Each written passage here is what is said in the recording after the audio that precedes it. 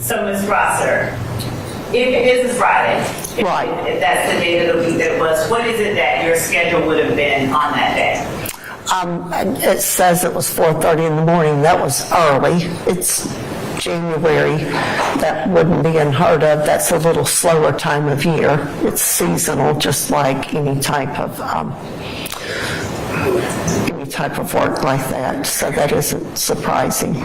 So the schedule still would have been the same as far as the paperwork, checking out all of the young ladies, waiting on everyone to breathalyze, and then closing out the books. At which point I would have had left to go home. Now, when you left to go home, are you usually escorted to your car, or do you go to your car by yourself? What is the practice that you usually followed back then? Valet usually pulls the few of us who are left. He pulls our cars up in front of the front door. There's security still inside and security outside. So we have security outside, security inside, and I just walk out and get in my car myself. It's usually right, I step out our front door, walk a couple of feet, and he parks it so that I can get into it and drive off. And are you carrying things in your arms normally, or is someone else bringing your things to the car for you? No, I carry my own things. Okay. And this particular night, or morning rather, so this would have been Thursday night, you would have worked into Friday morning? That is correct. So this particular morning, as you're leaving to get into your car, do you recall what it is that you're carrying with you and taking to the car? Well, I know I would have had my purse and a lunchbox. I take food because I eat every 3 hours. And I had my backpack that night because my daughter had an engagement party, and my dad had passed a year prior. And so, yeah, I think it was a year prior. And I had brought my camera. Phones didn't do back then what they do now. I brought my camera to upload pictures. And I had a CD of my dad in there. I'm sorry. And I was going to do some things with the CD of my dad. Because those nights are usually a little laid back and I have some extra time. So that's what I would have had. And every night I have my purse and my lunchbox. I don't normally have the backpack. And so you go and get in your car, and are you alone, or is there someone accompanying you as you get into your car? No, I get in my car by myself. I drive off by myself. And when you drive off by yourself, would you tell the jury generally the route that you would take? Oh, yes. I leave out of the parking lot, exit left onto Metropolitan, right, and then I take the interstate and head south towards Newnan. Which interstate? I-85, and I live off exit 51, so I always take exit 51. I then go right. I don't know, it's maybe a half a mile. There's a railroad and a red light. I stop there or not, turn left, and go on down. I think it's about 12 miles it was at the time until you get to my subdivision where I lived at the time. And so how long was the drive generally from your workplace to your home? Or actually, let's go back and say from your workplace to the place where you were stopped that morning? That actually it was very close to my house. It is about 35 minutes, about a 35-minute drive. During this time of the morning, do you notice whether or not there are a lot of cars on the road, or not so many cars on the road? Usually are not. It's a peaceful drive home. And did you notice anything at all as you were driving home that would have seemed out of the ordinary at all? I did not, no. But you didn't tell the jury what kind of car it was that you were driving? It actually was a 2012 Chevrolet Malibu. We had just bought it. My daughter had just bought it, actually. It was her car. So I had driven her car to work. Did it have any kind of special features like OnStar? It did. It did have OnStar. The car had OnStar. I had not had time to activate the OnStar system. And did it have its tag yet? Oh my, I don't remember. All right. So as you're driving your car, your daughter's car home, would you tell the jury what, if anything, happened that you remember from that night as you drove home that morning? I don't remember anything. Usually, like I said, I work 3 jobs. It's a peaceful time of morning. I usually have my radio on. It's a decompressing time for me. It's just time to think, meditate. And I'm probably, so anyone following me, I would have been oblivious. That's my time. Did something interrupt your decompression? Well, yes. When I turned into the subdivision, the entrance I would normally take, one travels about 3 car lengths, at which point you have a dead end and the option to turn left or right. And I stopped at the stop sign, and I felt someone hit me. I looked up and saw a car. I didn't want to block the entrance, so I pulled on to the right, which is the direction I would have taken to go home anyway. So I turned to the right, stopped, got out of my car, turned it off. I left my keys and everything in my car. The subdivision in which I was living at the time, a lot of Delta people worked there. People were coming and going all hours of the day and night. I mean, women would be pushing babies in strollers 5:30 in the morning out running. So I thought nothing of it. I got out and turned the car off, like I said, left the door open, everything in the car. I walked towards the back of the car. A young man got out of his car. I greeted him. He greeted me. I looked down at the bumper and saw no damage. And I really, at that point, was going to look up and say, honey, I'm tired. I'm going home. You go home. And as I looked up, I saw someone in his car rising up, and he was running around me. I guess my mind knew something was about to happen, something that wasn't good, but it happened so fast. He got in my car, and because of the backpack, my mind just focused on the backpack. I opened the back left passenger's door, thinking I could reach into the front seat and get the backpack, and the backpack, because it had my daddy's CD in it and my camera. So I reached in to get that, and I guess instinct, I don't know, God said just let it go. So I stepped back and actually shut the door myself, and he drove off. At that point, I think the other car had already gone. So I ran to the house directly in front of where I'd stopped, banging on the door, yelling. No one came to that door, so I went to the next house. A gentleman and his wife came to the door. They let me in. I do remember it was cool that morning. They called my husband for me, and then law enforcement was called. The Noonan Police Department was called. What was the subdivision name? Avery Park Subdivision. And do you remember the address of the place where the police were called to? I do not know the address of where. I know it was on the report. I don't remember the address. Is 181 Baldwin Court in Noonan, Georgia, a location that's familiar to you? That would have been in Avery Park. So that's Baldwin Court is that first road, the road I would have taken coming in.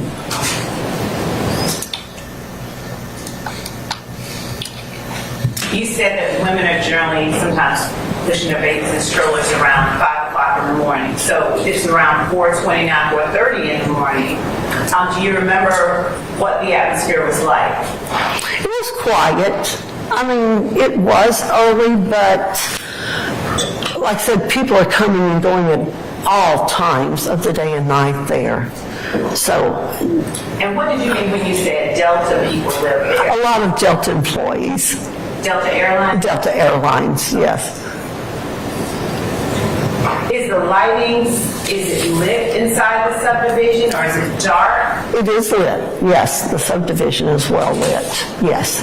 Approximately how long did the interaction with the people who took your car take place? It was just me literally stepping out to greet him and the young man greeting me. I mean, in my mind at that time, it's a fender bender. Most accidents aren't on purpose, so I'm going to greet someone. Now, you were never asked to identify anyone or anything like that, right? Or were you? I was not, no. And were you never shown any lineups or anything like that? I was not. However, were you able to at least observe a general description of the person that did that? I was, because I'm 5'8". He was slightly shorter than me. Not thin, but a little smaller young man. Were you able to discern what ethnicity or race this person He was? was a black young man. Okay. Or he looked to be black. I could not say he was for certainty. He looked to me like a black young man. Okay. And do you recall his general age that he appeared to be? He seemed really young. He did seem young. I would say early 20s to mid 20s. I know kids around that age, for a span there, they don't age at all, so one wouldn't know. Right. Did you notice anything about his hair or clothing or anything else like that? I did not. Okay. I did not. You mentioned someone rising up in the other car. Right. What did you mean by that? Someone apparently was bent over, because when I got out, he was the only person in the car, but then I saw someone lean up and slide towards the driver's seat. At that time, he was running around me. I could not have even discerned whether or not it was a male or female. So the interaction lasted less than 5 minutes? Is that fair? Oh, much less than 5 minutes. And you didn't ever stare at the person, did you? Or was there a... No, because like I said, I greeted him and immediately looked to see, because it was my daughter's car and she had had it, I think, a week. So I looked down to see how much damage I had done to her car. And then he was running past me. So literally our interaction was me saying, "Hello, how are you?" And he said, "Hello, ma'am," or whatever he said. After that, did you take any steps to try and have the car located?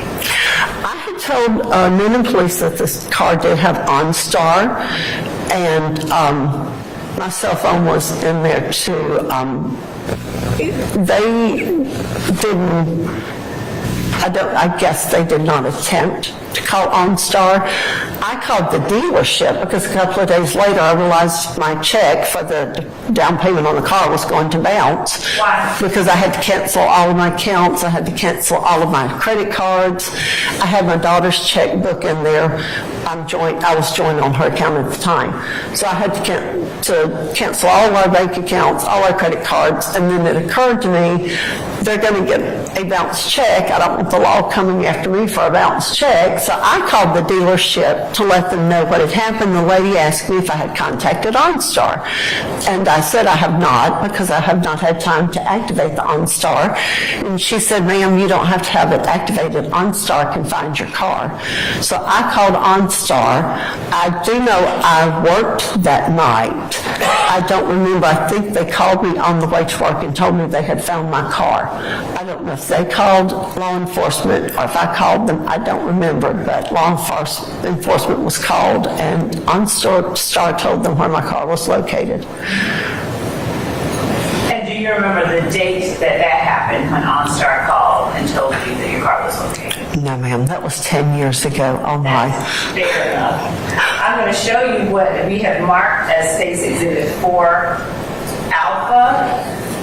And that's uppercase Alpha and 5 Alpha. That has been shown to defense. Your Honor, may I approach? I'm sorry, I've got it on. Can I see which one you actually put up there?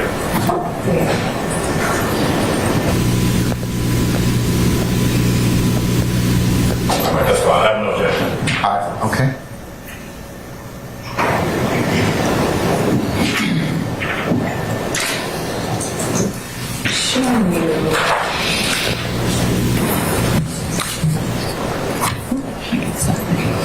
Do you recognize this vehicle? Yes, that is my daughter's vehicle. Now, Are 4A and 5A accurate representations of the vehicle that was taken from you the night you just described for the jury? That is correct. Okay. Your Honor, the state tenders 4A and 5A as evidence. Any objection, sir? None whatsoever. All right, 4A and 5A are admitted and may be published as you see fit. Ms. Rosser, in the photograph depicted in 4A, was that your residence where the vehicle is parked? That is not my residence. Did you ever take that vehicle to that residence? No, I did not.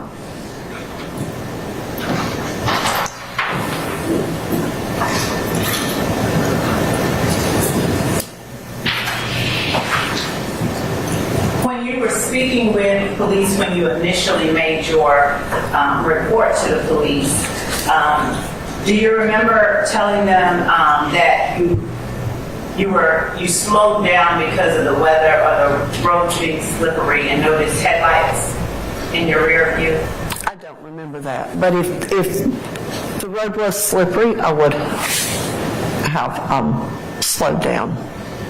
And would showing you the narrative from the report that I just showed you, would it refresh your memory as to that? I actually had read that when you handed it to me earlier, and I did not remember, but obviously I did tell them that.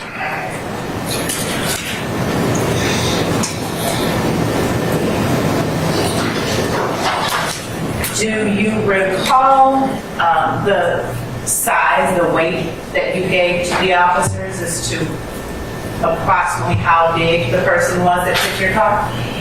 I actually can still remember him because he looked like any average young man. I mean, he didn't look like a football player. He was, oh my goodness. Just, like I said, probably he was at least 5'7", shorter than me. Not thin build, just an average build. And do you recall saying he was about 130? Was that your words or was that the opposite? That would be about right for his weight, for his size, as well as I remember him. That would be about right. Do you recall how much money it was that was in your purse at the time? I know it was over $1,000 or more, and then I had checks because I do own a fitness center. Some of my members of my gym had written me checks for their gym memberships, so I had checks from other people in my purse. Do you recall telling the police it was about $2,000? Objection to the leading. If I show you the report, I sustain the objection. would it refresh your memory as to about how much you said? That would be about right. Okay.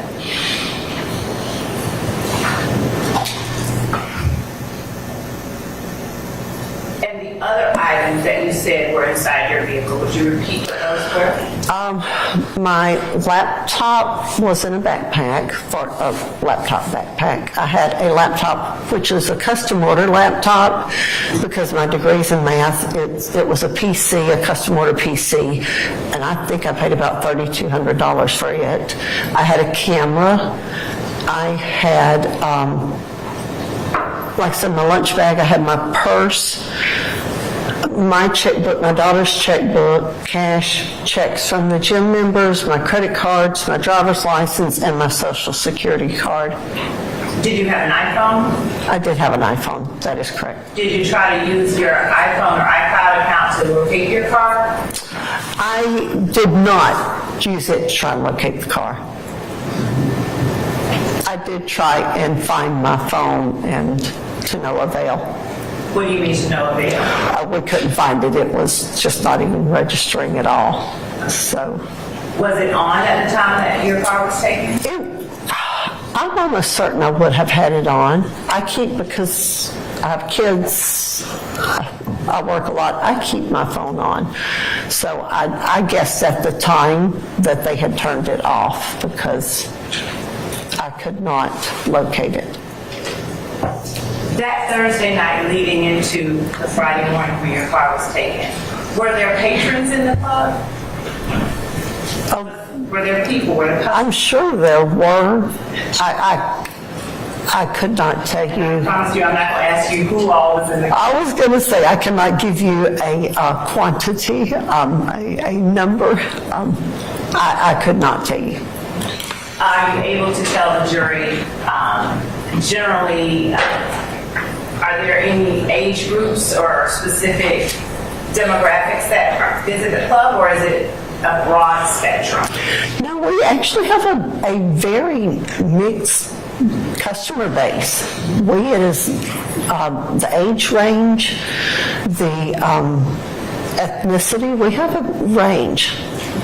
So are there young black people, young white people, older black people? All of the above. We get blacks, Asians, Hispanics, whites. We get young people, we get middle-aged people, we get men, we get women. We have quite a diversity among our customer base. And are you at all familiar with, or were you at all acquainted with anyone by the name of Trontavia Stevens? Not of which I'm aware. We have a few customers that I come in, they'll hug my neck, the regulars, Hayden's, Melissa. I don't know people's names. I'm not out there long enough to know a name. So you are, when you spoke earlier about the fact that you're rarely in the club or visible, when you speak about coming there hugging customers' necks, when does that happen? When I get there, when my shift starts, because sometimes there are regulars in there, and I'm 55. I'm like mom to them, so they're all going to hug Miss Melissa's neck and ask, and they're sweet. I mean, we have amazing customers at our club. And when you leave, do you generally tell your customers goodbye, or are there generally no customers left? There are no customers. The young ladies have an option to either leave prior to, when we do last call, at that point, young ladies are not allowed to leave until the parking lot is cleared of all customers. No staff is allowed to leave until the parking lot is cleared of all customers, and that is for their safety because we have a barricade. There's only one way in and one way out. And what time is it that the club would have closed and all customers would have been required to leave? We do last call at 2:45. All customers have to be out by 3. No exceptions. That's the law. And if all customers were out by 3, what time would you have gone out, like left? If that incident occurred at 4:30, I would have had to have left about 3:55 that morning. Because I was in my subdivision and within a half a mile of my own house. As far as the parking lot is concerned, how wide or how large is the parking lot of the Gold? Objection, relevance. Your Honor, I'm going to ask that question because I'm going to next ask her, did she pay any attention to whether or not anyone was on the perimeter of it, or could she even see that? Yeah, she's already testified that there was no one there at the time she I object to no the exception. speaking. Okay, all right, okay. I'm going to sustain the objection. Just move on, all right? Sure. And you said that you left and you got in the car, you didn't notice anything, but was there anything on the perimeter of the parking lot? Anything at all that caught your attention, or nothing at all? I really don't pay attention. I mean, when I walk out, I notice, like, the manager's car, security is usually there, a foreman, cars of any young ladies who have not been able to pass the breathalyzer. They leave their cars, because we do have overnight security. As far as the perimeter, behind us is a trailer park. If you're exiting our club, to the left would be a trailer park. Directly in front is a liquor store, and to the right is Metropolitan.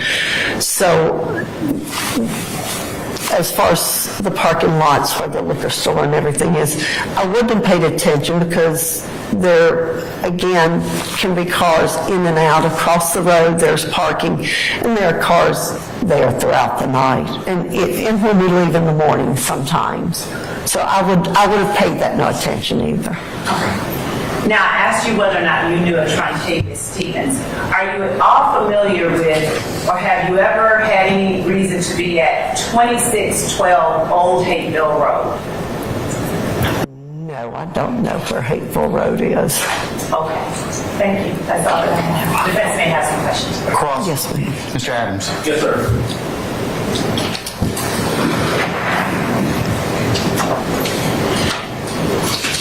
Ross, good morning, man. Good morning, how are you? You okay? I'm blessed, thank you. All right, you and I have not met before, true? That is a true statement. All right, and so I want to ask you just a couple questions. Yes, sir. And I know that this case we've been discussing, the incident which you happened back in 2013, right? That is correct. 10 years ago, roughly. Yes. But I want to ask you about this case. All right? Some questions about this case that you're here for today. So, you were a house mom back in 2013, right? That is correct. This incident you've been questioned about occurred in Noonan, Georgia, where you live. That is correct. That location is about a half an hour or so away, maybe a little bit more, from where you work. That is correct. When you left the club that night and you went to Noonan, you drove to Noonan, you did not notice anyone following you, anything like that. No, sir. One of the things you testified to a little while ago, correct me if I'm wrong, and if I say anything wrong, please correct me, all right? You said that the customers are gone by the time you leave the location. That is correct. They're cleared out. I think your words were no exception, right? That is correct, yes, sir. Right. So when in talking to the officers later on in regards to that incident, nothing to suggest that there was you didn't see anyone following you when you left the club, right?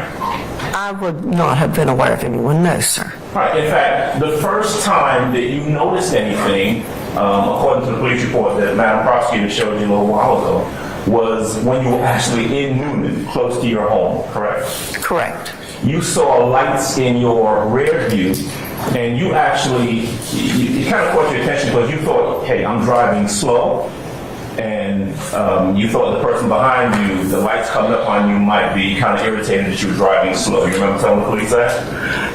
I really do not even remember that part of it, Okay. and I apologize. But if I told him that, then I'm certain, and that does sound like something I would say. Okay, and listen, no need to apologize. We're just asking what you remember, to try and get a sense of what's relevant.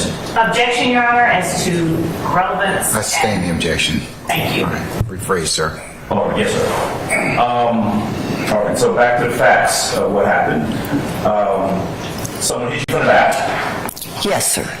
You get out of the car. Yes. You see a young man, kind of nondescript looking young man, right? Correct. 5'7"-ish, Yes, sir. 130-ish pounds, a small guy. Yes, sir. Maybe a little smaller than me. Probably a little smaller. Yes, sir. Give me 5'8". I look, I don't want to hurt you. I'm trying not to step on your toes on that one. Okay. And I appreciate that too. But this kid gets out of the car. Yes, sir. And he said something to you on the effects of you said, oh, he said, yes, ma'am, or something like that. All right. He greeted me. I don't remember if he said, hello, ma'am, or how are you. He greeted me. I greeted him. He greeted me in return. You're in the back looking at your car. And he, in the meantime, goes around, jumps in your car, and takes off. He circles up on the curb and, yes, sir, he turns around and takes off back out the direction in which we had come in. You don't know where that kid in the car he was in came from, right? Oh, correct. No. I mean, this is Noonan, so, whether, this kid came from Noonan or from wherever, you don't know. The only thing you know is that this happened about 35 or 40 minutes away from where you work in Atlanta, right? That is correct. Yes, sir. You didn't recognize this kid coming out of the car, did you? No, sir. Okay. You cannot say, hey, look, I saw him before. That face looks familiar. Not at all. No. Okay. Your car is gone at that point, and you ultimately end up talking to the police. True? True. Okay. You speak to the police, and you told them what happened. You told them about the car having OnStar, and about 6 days later is when you're notified, whether by the police or someone, that the car had been recovered or found. True? True. Okay. You don't know right? I mean, frankly, what happened to the car in that 6-day period of time, right? That is correct. No, sir, I do not. You have no way of knowing. You can't testify that it went through 1 pair of hands, 5 pair of hands, 6 people went to however many different cities. We just don't know, right? That's true. Yes, sir. All we know is that at some point the car was found somewhere in Atlanta, right? Correct. Okay.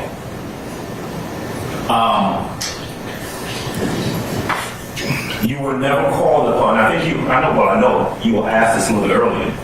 You were never called upon to come and identify anyone who was found in possession of the car, right? That is correct. Yes, sir.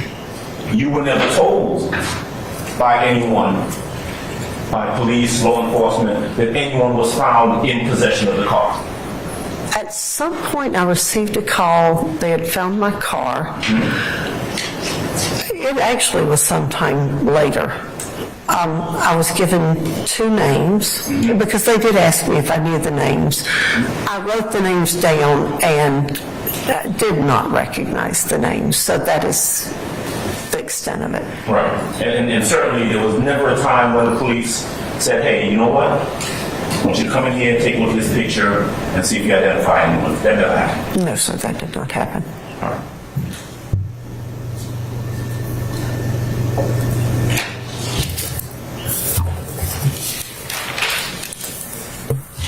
One of the things that you were asked about a little bit earlier, I only got a couple more questions for you because just a few more questions.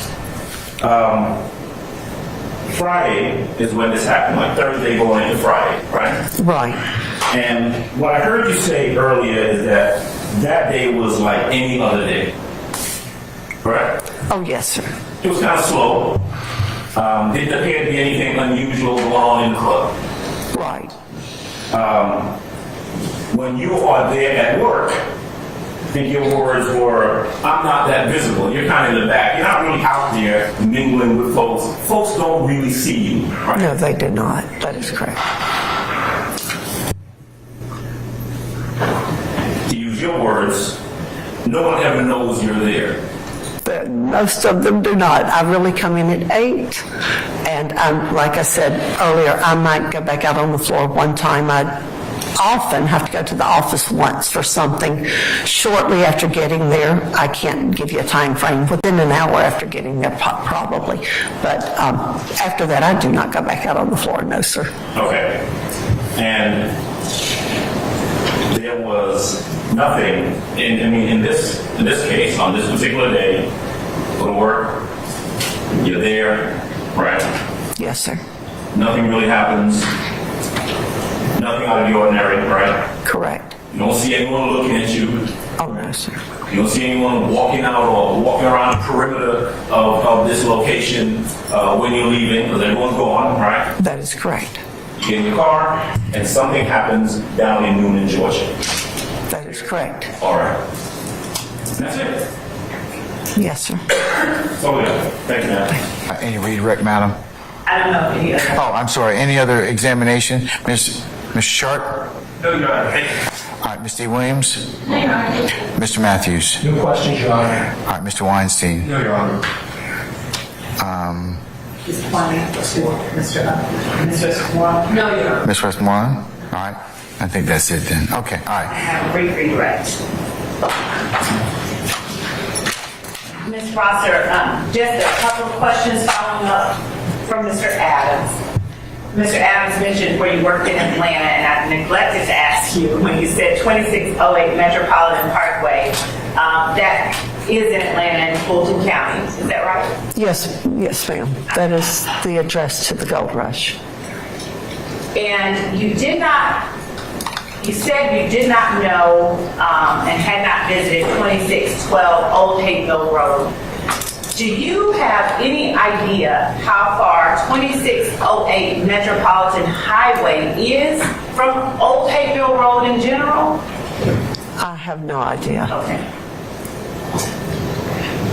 And finally, you said when you were asked on cross-examination by Mr. Adams, no one knows that you're there.